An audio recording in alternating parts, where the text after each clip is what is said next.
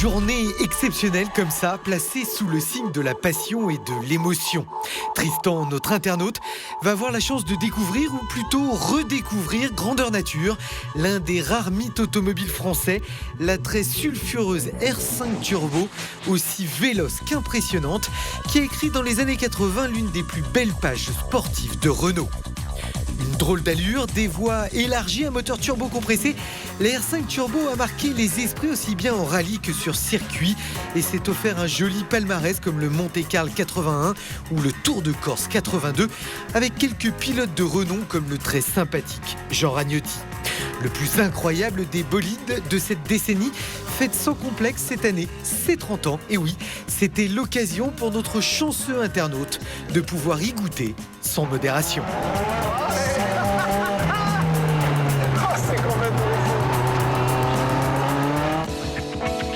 7h du matin, nous sommes venus chercher Tristan chez lui. Par chance, c'est un véritable passionné de rallye, un vrai mordu. Il roule même au quotidien avec une 205 GTI, c'est dire. Mais aujourd'hui, il a rendez-vous avec une certaine R5 Turbo, direction le circuit d'Abbeville dans le nord de la France, pour vivre ce moment unique. Bonjour. Bonjour Tristan, bienvenue ici sur le circuit d'Abbeville. Merci de m'accueillir, vous avez un beau parking quand même. Mais c'est sympa, hein. Incroyable toutes ces autos. C'est complètement hallucinant. Entre cette voiture que j'avais en photo, en poster dans ma chambre et de les voir toutes réunies comme ça, c'est vraiment étonnant. J'en ai rêvé de ces autos quand même. Avec les kilomètres qu'on faisait à mobilette pour aller voir passer les rallyes de Monte-Carlo notamment, et les voir comme ça aujourd'hui, c'est limite émouvant.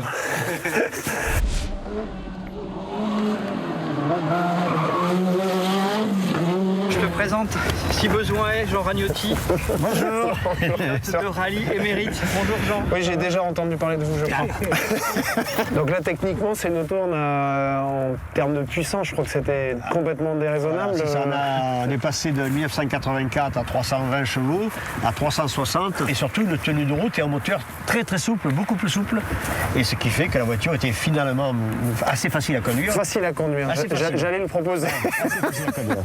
Et le frein à main qui marche très très bien permettait, lorsqu'il y avait un virage vraiment serré, de tirer un petit coup de frein à main si la voiture n'avait pas trop envie de tourner. Un coup d'accélérateur un peu fort. Et ça, on sortait en dérive quand on braquait à ras des spectateurs. Ça leur faisait plaisir. Ça leur brûlait un peu les pantalons avec l'échappement. Mais... J'en ai rêvé quand j'étais tout petit comme ça, de m'asseoir à droite de Jean Ragnotti. Et direction, c'était direction assistée ? Non, pas direction assistée. Mais bon, comme le moteur est derrière, c'est moins embêtant que si ça avait été une traction. On doit bien l'entendre, le moteur, non ? Quand on est juste là, la tête est quand même très... Ouais, même il fait bon dans la voiture. Il n'y a pas besoin de chauffage, ni rien, c'est bien ça. J'ai hâte de rouler. Eh bien, son vœu est exaucé puisque Tristan va pouvoir monter à bord de la R5 Turbo type Tour de Corse, aux côtés de Ragnotti, le plus titré mais aussi le plus talentueux de tous les pilotes de la Renault. Une voiture qui vaut aujourd'hui, selon certains, près de 300 000 €. Ça laisse rêveur. Ah, ça me prend envie.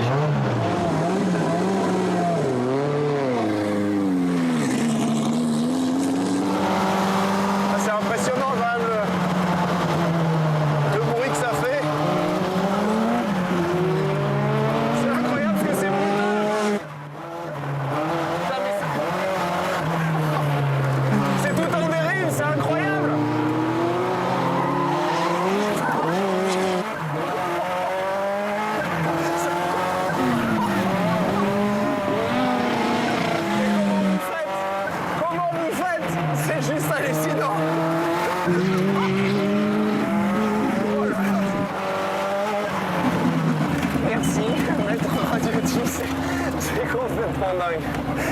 Oh, quel moment de bonheur. C'est complètement fou. Alors, c'est complètement fou. Au début, il y avait un moment que j'avais pas roulé ici, j'ai oublié un virage. On a traversé le bac à gravier. Non, ça permet de voir un petit peu aussi ce que la R5 Turbo donnait sur la Terre. Et après, c'est complètement fou. C'est une catapulte entre chaque virage. C'est jamais en ligne. C'est toujours en dérive dans tous les sens. C'est juste phénoménal, quoi.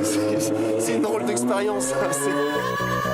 Cerise sur le gâteau, Tristan repart même avec la signature du champion sur une miniature, avec en plus des images plein la tête.